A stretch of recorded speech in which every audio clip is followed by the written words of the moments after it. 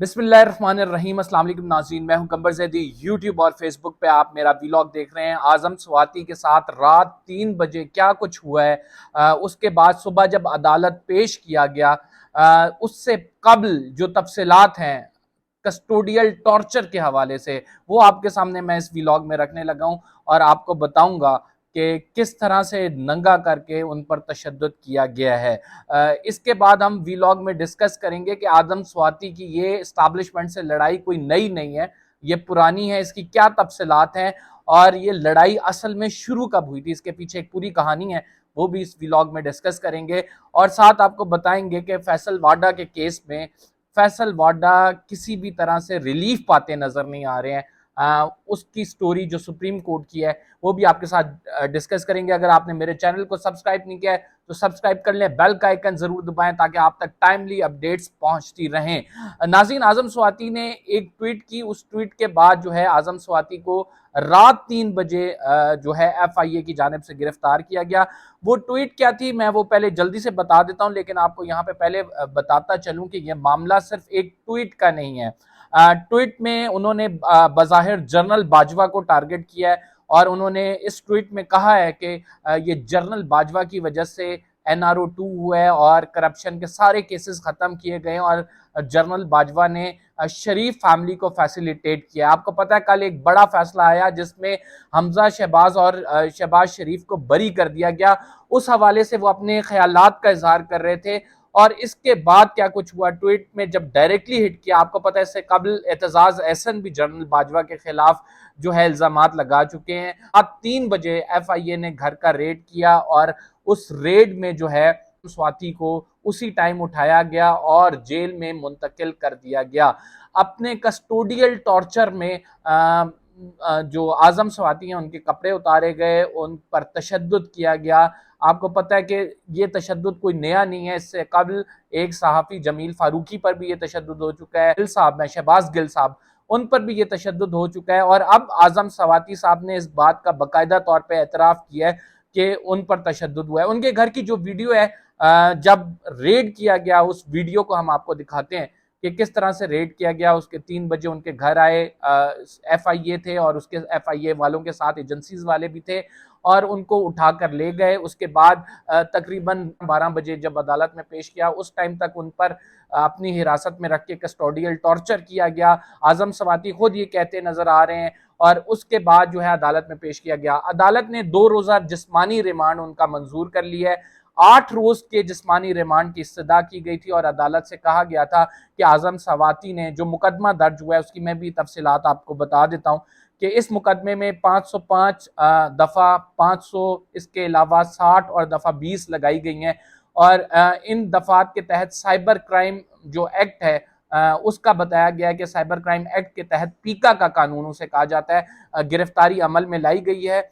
और इस एक्ट में नाज़रीन कोई भी शख्स अगर सिक्योरिटी इदारों के खिलाफ बात करे, हर्जा सराई करे या उनमें डिवीजन पैदा करने की कोशिश करे या फिर आर्मी चीफ के हवाले से कोई बात करे, इंस्टीट्यूशन के हवाले से बात करे, तो उसको गिरफ्तार किया जा सकता है। FIR का मतन यह है कि आजम स्वाति ने जो है अपनी ट्वीट से टारगेट किया है बज़ाहिर को, सिक्योरिटी इदारों को और उनमें डिवीजन पैदा करने की कोशिश की है।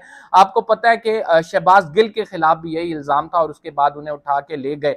मैं कहानी सुनाऊंगा आपको कि ये कहानी असल में आगाज़ कब हुआ आजम स्वाति के खिलाफ, जब आप ये कह सकते हैं कि एक राइवलरी हमें नज़र आ रही है और इस राइवलरी के तहत मुताद्दिद बयानात भी दिए गए और इन बयानात के बाद बाकायदा तौर पे अब एक्शन हुआ है आजम स्वाति के खिलाफ। ये बेसिकली पहला इंसिडेंट हुआ जब 9 अप्रैल को आपको पता है कि रिजीम चेंज का जो ये मंसूबा है वो पाया तकमील पे पहुंचा। तो पहली स्टेटमेंट जो आजम स्वाति साहब ने दी, उन्होंने कहा कि इस्टेब्लिशमेंट दहशत गर्द है। इसके बाद बड़ा गम और गुस्सा पाया गया, लेकिन उन्होंने कहा कि ये स्लिप ऑफ टंग था और मैंने एस्टेब्लिशमेंट को दहशतगर्द नहीं कहना चाहता था। बड़ी वजाहतें दी इसकी, लेकिन वो क्लियर मामला नहीं हुआ। उसके बाद इन्होंने इस्लामाबाद हाई कोर्ट के बाहर एक सहाफ़ी को इंटरव्यू दिया और उस सहाफ़ी को इंटरव्यू में कहा कि इस्टेब्लिशमेंट के चंद जर्नैलों की मदद से ये मंसूबा पाए तकमील तक पहुंचा है और वो चंद जर्नैल करप्ट है, उन्होंने अपनी प्रॉपर्टीज़ बनाई हैं और उन प्रॉपर्टीज़ पर जो है वो ऐशी कर रहे हैं اسٹیبلشمنٹ کے کچھ جو لوگ ہیں وہ اس تمام معاملے کے بینیفیشری ہیں۔ اس کے بعد یہ معاملہ تھوڑا سا طویل ہو گیا، اب جب ان کی جانب سے ٹویٹ کیا گیا تو رات 3 بجے ایف آئی اے نے جا کر ان کو ان کے گھر سے اٹھا لیا، اور اس کے بعد کسٹوڈیل ٹارچر کی داستان ہمارے سامنے آتی ہے۔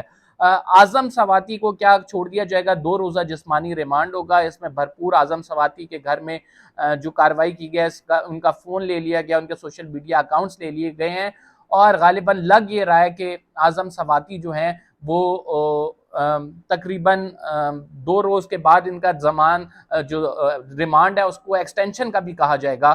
اب یہ دیکھتے ہیں کہ یہ معاملہ کہاں پہ پہنچتا ہے، کہاں پہ جا کے ختم ہوتا ہے، کیونکہ ایف آئی اے اتنی آسانی سے اعظم سواتی کی جان نہیں چھوڑے گی۔ ایک طرف تو ہم یہ دیکھ رہے ہیں کہ جن پر 16 ارب کے کیس تھے، شہباز شریف ان کو بری کر دیا گیا، حمزہ شہباز پہ جو کیسز تھے ان کو بری کر دیا گیا، مریم نواز کو ایون فیلڈ ریفرنس میں چھوڑ دیا گیا، لیکن دوسری طرف آپ یہ دیکھ رہے ہیں کہ جو جو شہباز گل ہیں، جو جمیل فاروقی ہیں، جو عمران ریاض خان ہیں، سمیع ابراہیم ہیں، اور اس کے ساتھ اعظم سواتی ہیں، جو پی ٹی آئی اور کے نیریٹو رکھنے والے لوگ اور پی ٹی آئی کو سپورٹ کرنے والے لوگ، ان کو معمولی باتوں پر پکڑا بھی جا رہا ہے۔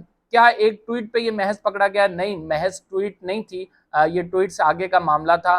ان تمام لوگوں کی جانب سے ایک نہیں متعدد دفعہ چیزیں کی گئیں ایسی جو سیکیورٹی اداروں کے لیے ایک بہت بڑا آپ کہہ سکتی ہیں سیٹ بیک تھا، ان کے نیریٹو کو ایک سیٹ بیک تھا، تو لہٰذا ان لوگوں کی پکڑ کے خوب چترول کی گئی ہے۔ فیصل واڈا کے حوالے سے سپریم کورٹ میں جو سماعت ہوئی ہے اس کا میں جلدی سے کوئکلی آپ کو بتا دوں کہ اس میں کیا ہوا ہے۔ فیصل واڈا کے کیس میں الیکشن کمیشن نے آپ کو پتہ ہے ان کے خلاف فیصلہ دیا، ہائی کورٹ نے ان کے خلاف فیصلے کو برقرار رکھا۔ اب سپریم کورٹ میں اس دائرہ اختیار کو چیلنج کیا جا رہا ہے کہ تاحیات نااہلی ہونی چاہیے یا نہیں۔ تو اس میں جسٹس عمر عطا بندیال کی جانب سے ریمارکس دیے گئے ہیں۔ جسٹس عمر عطا بندیال نے کہا ہے کہ جو الیکشن کمیشن ہے اس کے ریٹ کو چیلنج کرے کوئی اور بار بار فیصلہ اڑا دے تو یہ ہم نہیں چاہتے۔ ہم چاہتے ہیں کہ الیکشن کمیشن کو ایک مضبوط ادارہ بنائے۔ دوسری طرف ان کا یہ کہنا تھا کہ الیکشن کمیشن کا یہ جو فیصلہ ہے اس سے ادارے کی مضبوطی کا تعلق ہے، یعنی اس کو اڑانا ہے۔ الیکشن کمیشن جو کہ ایکسپرٹ ہے الیکشن کے معاملات میں، اس کی ریٹ کو چیلنج کرنے کے مترادف ہوگا۔ اس پر وسیم سجاد جو کہ فیصل واڈا کے وکیل ہیں، انہوں نے کہا کہ ہم الیکشن کمیشن کے دائرہ اختیار کی بات کر رہے ہیں، کیا الیکشن کمیشن تاحیات نااہلی کر سکتا ہے کسی بھی سینیٹر کی یا کسی بھی اراکین اسمبلی کی؟ وہ کورٹ آف لا نہیں ہے۔ اس پر بحث چل رہی ہے اور اس کے بعد جو ہے کیس کو باقاعدہ طور پر ملتوی کر دیا گیا۔ یہ کیس بہت ضروری ہے کیونکہ اس کیس سے نواز شریف کی واپسی کا تعین کیا جائے گا۔ کیا نواز شریف واپس آئیں گے تو ایک سملر فیصلہ موجود ہوگا کہ 62(1)F کے تحت تاحیات نااہلی کو ختم کیا جائے، جیسا کہ جسٹس عمر عطا بندیال کہہ رہے ہیں کہ یہ ڈریکونین لا ہے، حالانکہ ججمنٹ بھی ان کی جانب سے دی گئی تھی۔ تو یہ ڈیٹیلز تھی ناظرین ہمارے پاس، امید ہے آپ کو پسند آئی ہوں گی۔ چینل کو سبسکرائب کرنا نہ بھولیں، بیل کا آئیکن ضرور دبائیں، اپنے کامنٹ سے مجھے آگاہ کریں۔ فی الحال کے لیے اتنا ہی، قمبر زیدی کو اجازت دیجیے، اللہ حافظ۔